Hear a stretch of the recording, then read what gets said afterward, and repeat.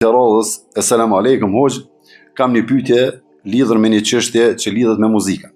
Më herët jam marrë me muzikë dhe isha duke punuar një këngë, mirë po pasi u mbulova dhe vendosa të lë muzikën për hir të Allahut, ajo këngë u përfundua, por unë nuk e kam marrë dhe as që nuk e kam paguar.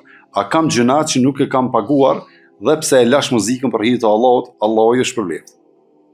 Aleikum assalam wa rahmatullahi wa barakatuh. Nuk ka diskutim se kushdo që lën një gjuna për hir të Allahut subhanahu wa taala, për ta ka më shpërblim te Allahu subhanahu wa taala, dhe në këtë rast të gjitha argumentet librin e Allahut dhe në sunetin e pejgamberit sallallahu alaihi wasallam tregojnë se muzika është haram dhe është pjesë e lojave të shejtanit. Tash ato që e ke lënë, alhamdulillah, inshallah Allahu të shpërblen.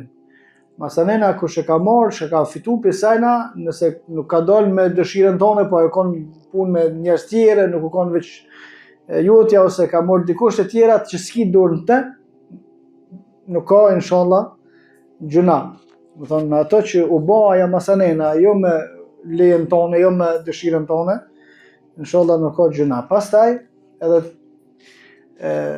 tash nuk e kuptoj, a i konë të bo kompozim të notave, a i konë të shkru tekst. Nëse e konë të bo kompozim të notave, notat pastaj me dhonë, është haram.